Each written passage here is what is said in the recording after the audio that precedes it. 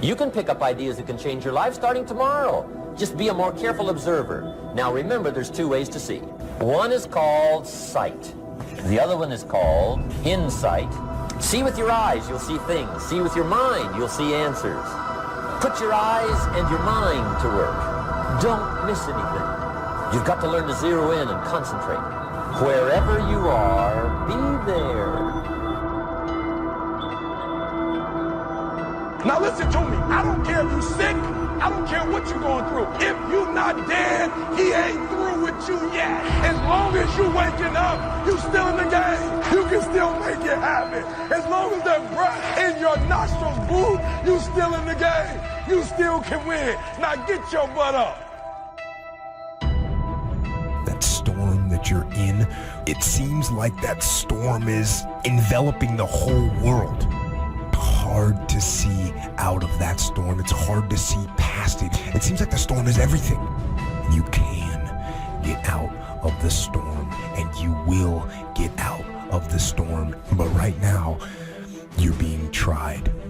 You're being forged. You're being tested by fire and by pain. Don't fail the test.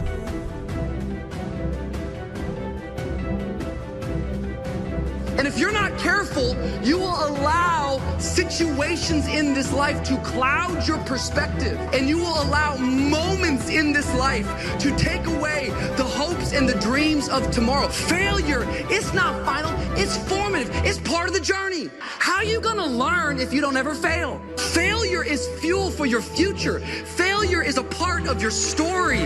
The only time you fail is the last time you try. You need to get the right perspective on it, because this failure, it will not end in death, but this failure is a part of you being formed.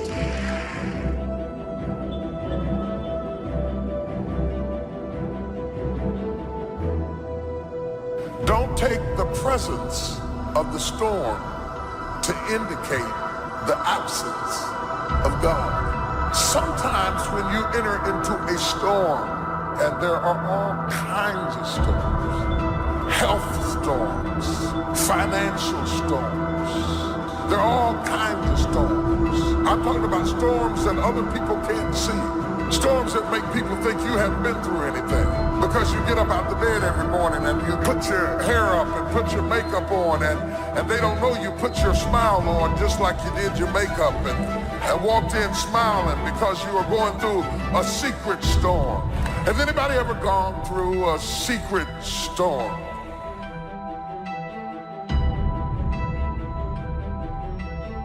God may be giving you more to work with than what you are working with at this time. That's why I don't like to hang with low-thinking people, because they'll make you underutilize what God has given you. You need somebody to challenge you that you could be doing more than what you're doing right now. You could have more than you have right now. You could go further than you're going right now, and somebody's got to be bold enough to look you in the face and empower you to go into the enemy's camp and take back what he stole from you.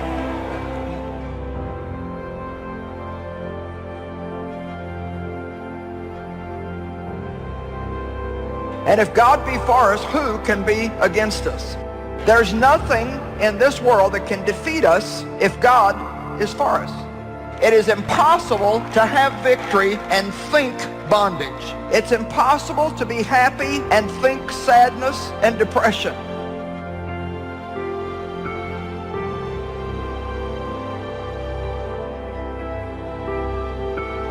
I'm encouraging you to be mindful and be deliberate of what you let in your mind. Be concerned about what's going on and do the things necessary that keeps you out of harm's way. But don't be consumed with it. So make up your mind to wake up with prayer, to watch something that inspires you, that lifts you up as you rethink your life in self-examination.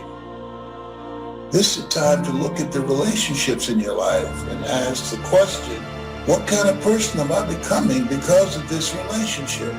Am I growing mentally and emotionally and spiritually? Am I becoming a better person because of this relationship? Is it an asset to me or a liability?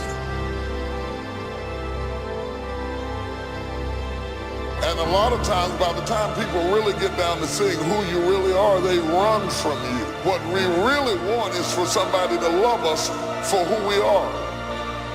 And what we really want is to have the kind of intimate relationship with them that allows us the freedom of not needing to camouflage who we are, what we think, how we speak, and how we understand. Without that freedom, we begin to be actors acting out a role in the house for which we eventually become weary of, and we break out of the role because we want to be free to be ourselves. I think don't save that last bullet for yourself. You lock and load that last bullet and you shoot it at your enemy. And you keep fighting and you keep fighting no matter what. And you never quit. And if you feel like your life is in a place where you can't get any lower, good. Because that means the ultimate challenge is ahead of you. It means you can only go up. As long as God wakes you up, that means he ain't through with you yet. And if he wakes you up, you got a shot to correct it and get it right. That also means that he has something for you that you've yet to receive. Life's just never done with you. Knowing that every day you get up, you have a choice. You get to choose if you're going to make the right decisions, or you get to choose if you're going to make the wrong ones. And every day you wake up, you get to take the test, and you get to see how you do. When you realize your game is bigger than just you, that's where the power's at. To lead. So be the best leader you can be. For yourself and for the people that you care about. Program your mind, because all that you will do or not do, have or not have, accomplish or not accomplish, will be a direct derivative of what's going on inside of your mind. So if you don't get clear thinking on an issue, you won't be able to develop in that area. It's about mentality, getting the right man. I thought of the child, I spake of the child, I understood of the child, but when I became a man, I put away childish things. Discipline is defined as self-imposed standards for the sake of a higher goal. All leaders have to have the quality of self-discipline. You are not a leader if you are not self-disciplined. A leader doesn't need much discipline from the outside. They self-impose discipline on themselves. And that is what we call self-discipline. When it feels like you've taken steps backwards, don't sit around and sulk. Don't live life defeated. Stay in faith. You may not realize it, but you're in a good position. You're being pruned, not so you can stay there. No, you're being pruned so you can go to a new level, so you can see new growth and experience new opportunities and discover new potential. You must now take action on what you found out.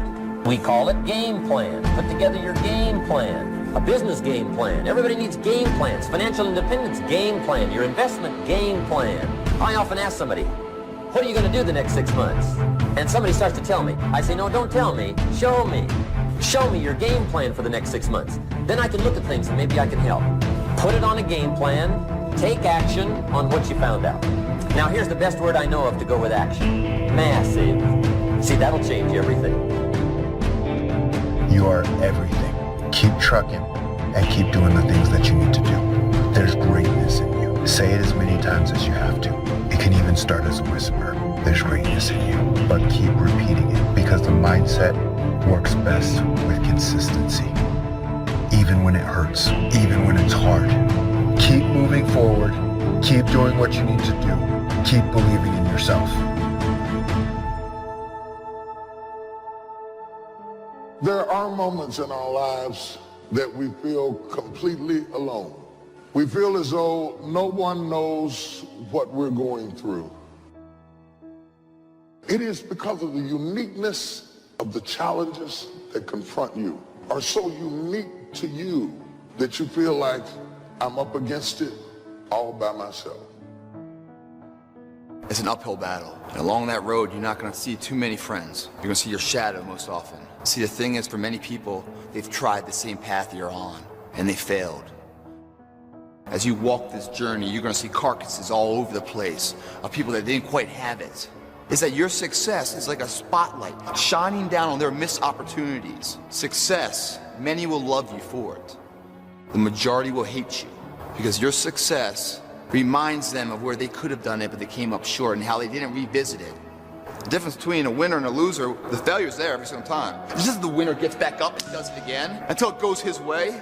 So now you're down that path and you're all alone. And generally, that type of circumstance is born because it's not because you don't have anybody to talk to, but can you trust them?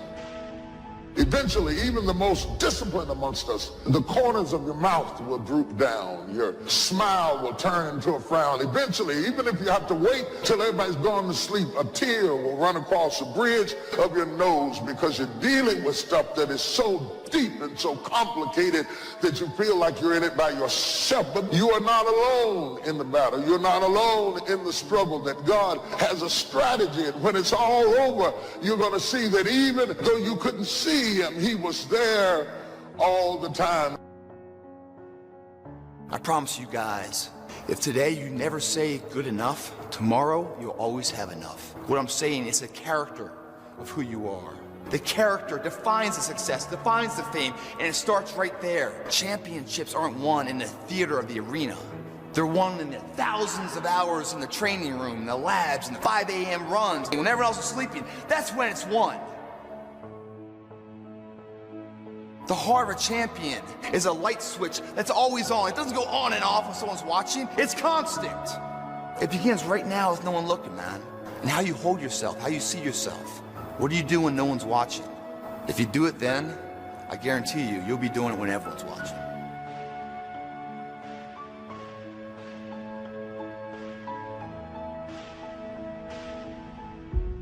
Your heart, your life, your happiness is your responsibility and your responsibility alone. It's not your fault if your partner cheated and ruined your marriage, but it is for damn sure your responsibility to figure out how to take that pain and how to overcome that and build a happy life for yourself. As long as we're pointing the finger and stuck in whose fault something is, you are stuck in suffering. The road to power is in taking responsibility. Take full responsibility for what happens to you. Accepting full responsibility. It's the day you know you've passed from childhood to adulthood. Learn to reap in the fall without apology if you do well, and without complaint if you don't. That's maturity. I used to have that long list of reasons why I wasn't doing well. I blame my negative relatives. They were always putting me down. I blame my cynical neighbors. They're just selfish, looking out for themselves. Won't loan you money? I used to blame the economy. I blame the community. That's a pretty good list for not doing well, isn't it? The road to power is in taking responsibility. Your heart, your life, your happiness is your responsibility and your responsibility alone. Taking responsibility, accepting responsibility is not an admission of guilt. Taking responsibility is a recognition of the power that you seize when you stop blaming people. It's not like you're letting somebody who wronged you off the hook. Taking responsibility is taking your power back. A few months later, I learned very quickly to tear up my list, reasons for not doing well, and I threw it away. And I got me a fresh piece of paper, and I put one word on it: me.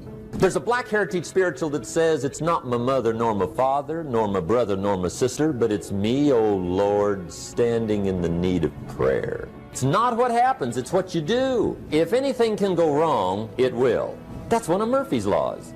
So here's one of the key questions of the evening. Starting tomorrow, what are you going to do that'll make a change in your life's direction? Now see, if you don't do something starting tomorrow that'll make a difference, guess what? Because the next 5 are going to be like the last 5 unless you, major key, tomorrow, change it all. Or change a little, or change something, or don't change. It's choice time. You can do whatever you want. But it's nice to know any day you wish you can change your whole life. We go through the actions of commitment, but we're not really committed. We're not really connected. We're not really joined because we have no understanding of our responsibility to any relationship. You cannot have true relationship without reciprocity. You cannot get into a relationship to get and not give. You collect anniversaries, you've got a lot of birthdays, but you've never been the person that you could be, because the could be is locked up behind commitment, and until you're committed, you'll never get the could be. Wonder what would have happened in school if you'd been committed. Wonder what would have happened in your marriage if you'd have really thrown your whole self. You've always been casual.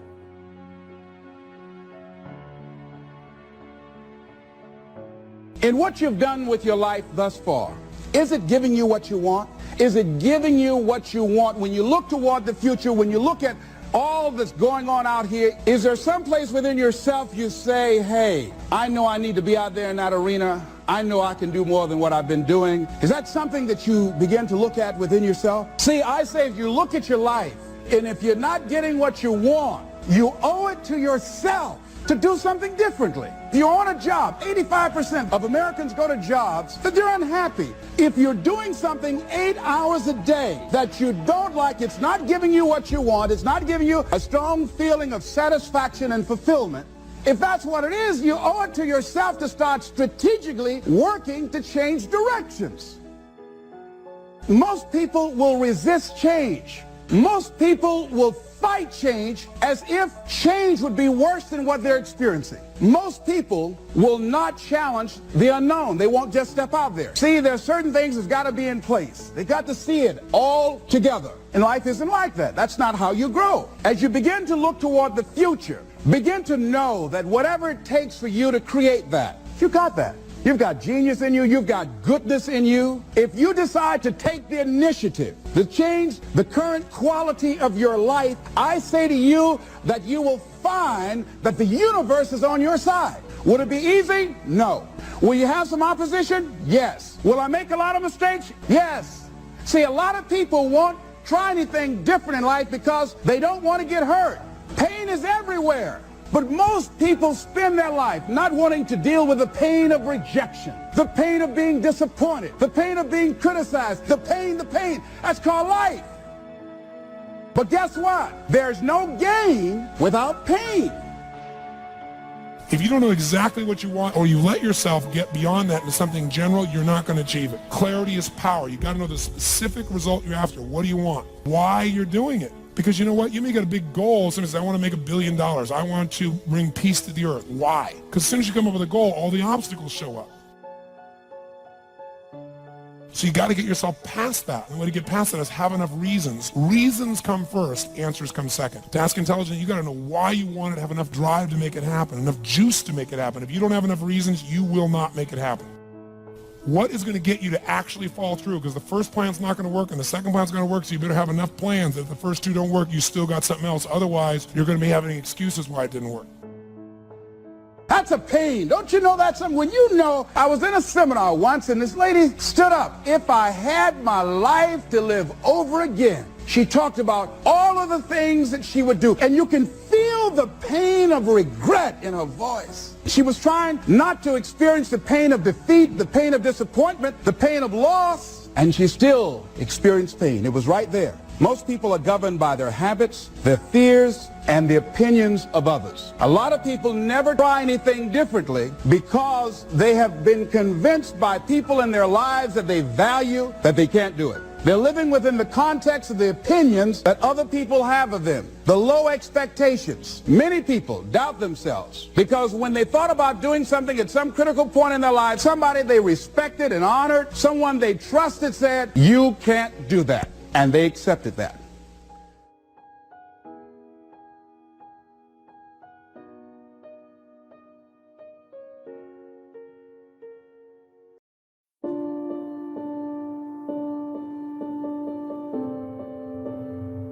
Is there a barrier? Is there a reason people don't like you? What's the blockage? Could there be something that stops you from suffering long, seeking not your own? When I was a child, I spake as a child. I understood as a child, and I thought as a child. But I put away childish things. I put away childish things. Be a man, own up. Now, you got to wait and see what God got for you. I always wanted a Super Bowl commercial. He gave me all of that, increased my global persona. We now have villas, free villas that we can go to, 8-bedroom villas. I can come for a month.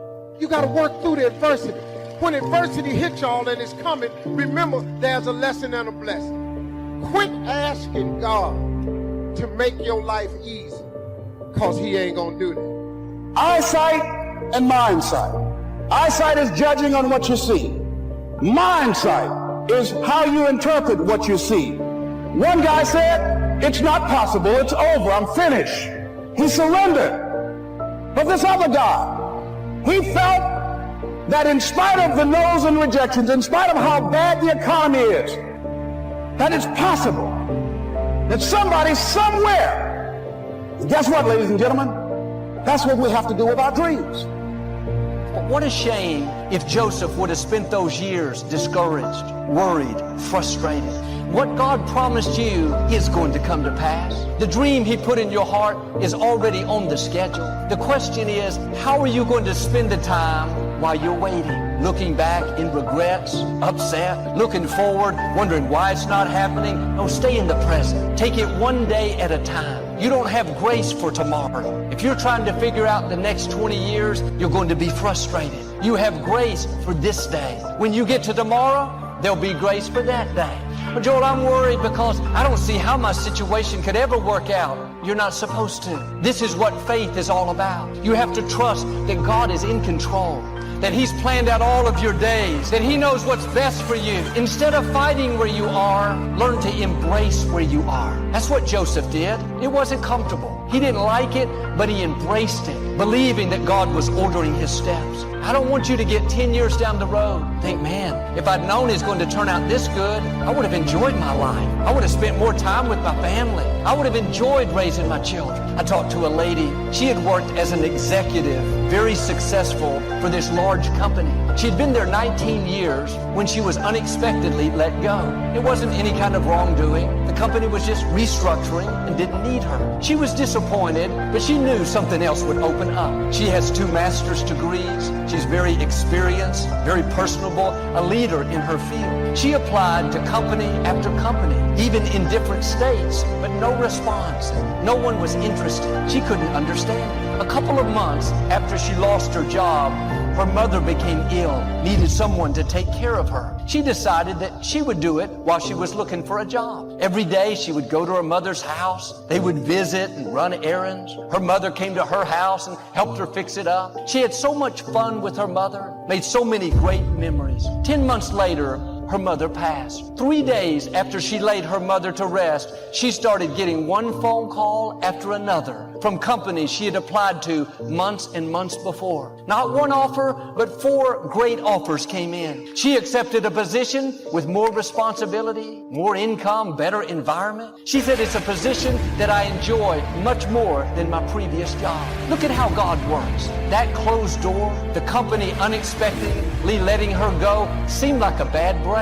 That wasn't fair. Another position not opening up with all of her credentials, all of her experience, education. That doesn't make sense. She could have been sour, lived upset. Why is this happening? But she made this choice to not live in the past, not let the disappointment steal her joy, to not live in the future. Why won't anything open up? What if I can't find a job? Instead, she took that time to enjoy where God had her. She made the most of each day. She embraced where she was, believing that God was directing her steps. Had she not done that, she would have missed that time with her mother. Had she lived stressed out, she wouldn't have those memories that she'll forever cherish. Don't fight where you are, embrace where you are. Make the most of each day. Yes, she needed a job, but But don't get so focused on the future that you miss the beauty of this day. Yes, she was disappointed that she was let go, but don't let the past keep you from seeing the good things in your life right now. God is ordering your steps. Sometimes we don't understand. It's not comfortable, but like with Joseph, all the disappointments, delays, betrayals, they were a part of God's plan to get him to the throne. God is going to get you to your destiny. He's going to work out all things for your good. While you're waiting, when you don't see anything happening, things aren't turning around, trust him enough to enjoy your life. See the good in each day. Be grateful for what you have. The song says, it's a beautiful day. Don't let it get away. Once we live this day, we can't get it back. Are you living it in tomorrow, focused only on your dreams? Are you living it in yesterday, focused on what didn't work out? When all the while, God has you at this place for a reason. There's a blessing in disguise.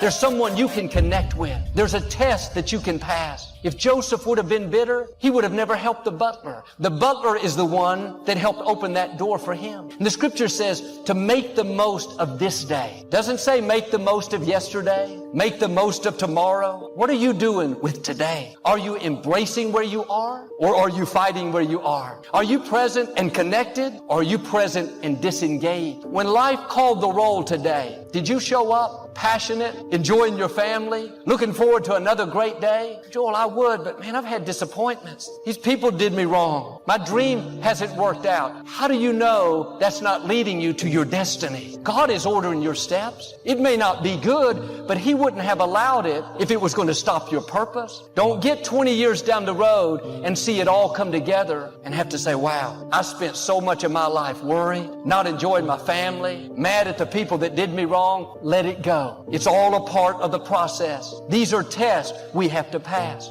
We can get to our destination enjoying the journey, seeing God's favor despite the opposition, or we can get there worried, sour, upset. I'm asking you to live in the present, one day at a time. Yes, it's good to have goals. Keep your vision in front of you, but don't let what hasn't happened frustrate you. Make up your mind you're going to enjoy each day. Enjoy your family. Enjoy the people you work with. Enjoy the beauty of creation. Take time to smell the roses.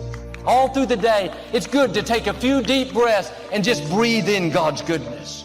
Breathe in where you are. Not trying to rush through this part of the day and get to the next, but take time to enjoy the present. One thing this pandemic has done is helped us to have a new perspective. Sometimes we would complain about normal. I don't want to go to work, get these kids ready for school, drive in the traffic, cook dinner, have to clean up. But when the pandemic shut everything down, month after month, and we couldn't go to work, couldn't send our kids to school, couldn't leave the house, now normal looks pretty good. Sometimes when something is taken away and you get it back, you tend to appreciate it more. Maybe that job we didn't like wasn't so bad. Maybe the traffic doesn't have to frustrate us. Maybe that person at work that used to get on our nerves, believe it or not, we're looking forward to seeing the man. We have a new perspective. We're alive. We have breath to breathe. We had strength to get out of bed. We have family to love. We have a place to live. We have peace in our mind. We have the favor of God. When you realize this day is a gift, then you'll live it to the full. Not depending on your past, not based on your future, but you will say like David, this is the day the Lord has made. I'm not going to just drag through it. I'm going to be glad in it. Not just going to be present. I'm going to be connected. I'm going to make the most of it. If you'll do this, I believe and declare you're going to have better relationships. You're going to have more joy and fulfillment. Like with Joseph, negative situations are about to turn around. Promotion is coming. Vindication, healing, breakthroughs, the fullness of your destiny.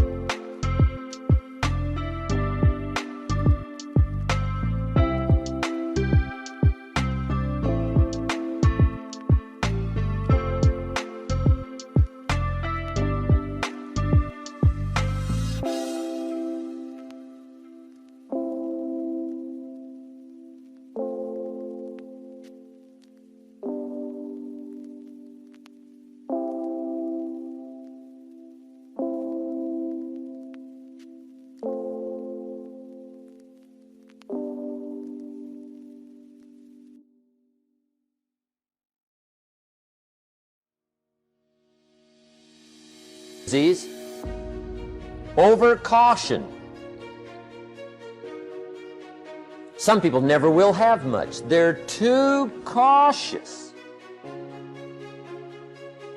Now, you can also be too reckless, but you can also be too cautious.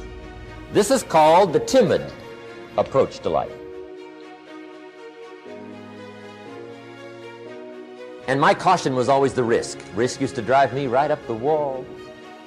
I used to say, what if this happens? It's called the language of the poor.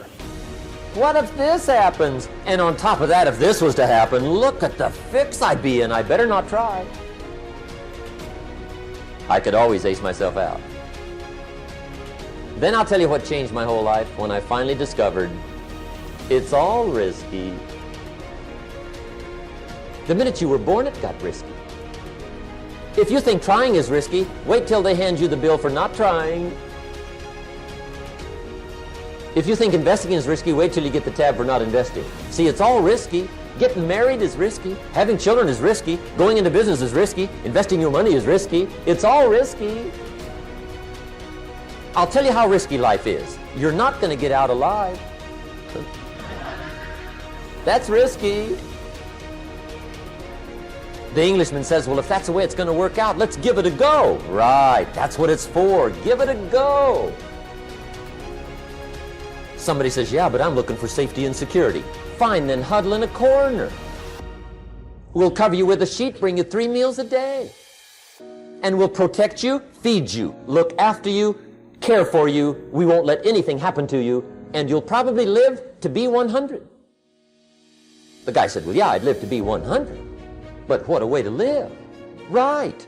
What a way to live, safe and secure. Don't ask for security. Ask for adventure.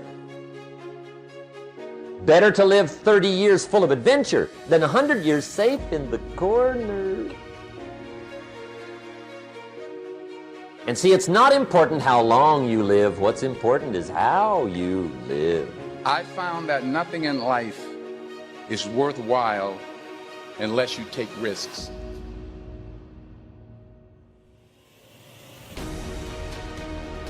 You have to take chances in life. If you don't take chances in life, you will never have the life God has for you. Life is risk. It take courage to pursue your dream. Nelson Mandela said, there is no passion to be found playing small and settling for a life that's less than the one you're capable of living. If you don't want to be uncomfortable, please do not pursue success, because success is a very uncomfortable feeling. God wants you to be excited about your destiny so that you can endure the process that brings you into promise. Because there is a process before promise. And if you don't have at least a vision of the promise, the process will discourage you. But every time discouragement is trying to get you to give up the process, remember the vision you have of the promise and keep on walking around the wall. Keep on walking around. I'm tired, Lord, but I'm gonna walk around this wall. I'm frustrated, Lord, but I'm gonna walk around this wall. I'm lonely, Lord, but I'm gonna walk around this wall. Thought I'd be married by now, but I'm gonna walk around this wall. Credit's all jacked, Lord, but I'm gonna walk around this wall. I'm trusting you when I can't trace you. I'm gonna walk around this wall. And Lord, I am crazy enough to stand in front of a solid wall and shout as if it had already come down. Let's try that one time. Let's shout as if the walls had already come down. Life's going to give you ultimately what you'll fight for. Stop allowing God to bless you and give you all this giftedness and opportunity and settle and tolerate less. Don't tolerate it anymore. Yeah, you got to give it your best, but it starts making a decision that this is over. I don't tolerate this life anymore. Pretty good's not good enough for my family. Pretty good's not good enough for my grandmother. Pretty good's not good enough for my grandpa, my parents, my future children. Pretty good ain't going to get it done for this family. Some of you have money. Some of you have patience. Some of you have kindness. Some of you have love. Some of you have the gift of long suffering. Whatever it is, whatever your gift is, what are you going to do with what you have? At one point in time, you got to take a chance on you. A wise man once told me, you got to be willing to do the things today that others won't do in order to have things tomorrow others won't have. I'll tell you this, you can't make excuses and money at the same time. Stop making excuses, start doing what you got to do to make it happen. When you're sitting at your cubicle, when you're lining up for class, getting ready to go through the school day, or whether you're getting ready to take those kids out and get them going for their day as well. One thing I want you to make sure you remember is don't quit. No matter how it goes for the day, no matter what you go through, make sure you don't quit. Because every day, when things go wrong, as they sometimes will, when the road that you treasure seems all uphill, when cares are pressing you down a bit, rest if you must, but don't you quit. Life is queer with its twists and turns, as every one of us sometimes learns. Many your failure had turned about, though he might have won had he stuck it out. So don't give up, though the pace seems slow. You might succeed with just another blow. Success is being turned inside out, the silver tips of the cloud of doubt. You never know how close you are. You might be near, but you seem so far. So stick to the fight when your heart is hit. It's when things go wrong, you must not quit. Are you really being effective, or is your life cluttered with all kinds of stuff that demands you and drains you and taxes you and stops you from being your highest and best self? And are you substituting busyness and all the chaos that goes along with busyness from being effective? 80% of the things we do are busy things that we do in an area that is not effective, that the average person only spends 20% of their time doing the thing that they are really gifted at, created at, excited to do, and the rest of it is all the dismal, dumb stuff that we all have to do in order to survive. Just crazy stuff that we're doing. Wonder what would happen if we would go from doing 80% of things that are busy but not effective and 20% of the things that are really effective if we would switch those numbers around and only give 20% of our time to the things that we have to do and 80% of our time to the thing that we were created to do. Make your move before you're ready. We're instructed in life to walk by faith and not by sight. See, you want to become a risk taker. You want to raise the bar on yourself. Most people won't do that. See, most people engage in low life living, low risk living. If you're not willing to risk, you cannot grow. And if you cannot grow, you cannot become your best. And if you cannot become your best, you can't be happy. And if you can't be happy, then what else is there? Don't allow fear, failure, and the allure, the attractiveness of playing it safe in life to draw you in. You can't get out of life alive. You got to die to leave here. You were meant to be creative. It takes time to be creative. We do everything except the most important thing is to value our time. If you had time, you would be creative. But in the absence of time and with busyness and clutter and the phone ring, beep, beep, beep. You all got music playing on your phone, all kinds of stuff. And no matter what kind of song you put on it, after a while you hate to hear it, because every time you hear that sound, you know it's somebody else wanting something else from you that's taking you away from what you are gifted and creative to do. Risk used to drive me right up the wall. I used to say, what if this happens? It's called the language of the poor. And I'll tell you what changed my whole life when I finally discovered it's all risky. The minute you were born, it got risky. If you think trying is risky, wait till they hand you the bill for not trying. If you think investing is risky, wait till you get the tab for not investing. See, it's all risky. Getting married is risky. Having children is risky. Investing your money is risky. It's all risky. I'll tell you how risky life is. You're not going to get out alive. The Englishman says, well, if that's the way it's going to work out, let's give it a go. Right, that's what it's for. Give it a go. Better to live 30 years full of adventure than 100 years safe in the corner. If you're going to be a risk taker, this is so important that you get, I don't care how old you are or how young you are, catch this right now. If you're going to be a risk taker, learn right now how to fail forward. It's just simple. I can't tell you how many people I meet and I encounter who live life with this fear of failure. You know what I've learned? I've learned that failing's not that bad. In fact, I've discovered that if I'm not failing, I'm probably not succeeding. Because as I look back at my life, every bit of success, any victory I've ever seen, is always laid upon mounds and mounds of failures before it. But if you don't ever put yourself out there to fail, then you're never actually going to get out there to succeed. Life, man, it's about failure at times. And we have to become okay with failing and getting back up. When I fall down, I'm not going to let it push me back. I'm going to let it push me forward. I'm just one step closer to the promise that God has for my life. Don't let your past affect your present. Wash your past off of you so that it doesn't pollute your present. You'd be surprised at the people who have ruined where they are with where they came from.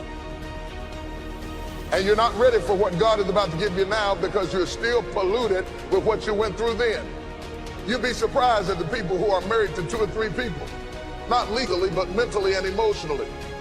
You have walked up on this new man with 2 layers of other men still clinging onto your face, and you're ruining your present because your past is still active in your life. Wash it off you. You can't go forward until you wash the past off you. I don't care how long it takes, you cannot go forward until you wash your face. You're not ready for Boaz until you wash your face. You got too much stuff on you from yesterday. You must wash your face. Clinging issues from the past, residue that we can readily detect.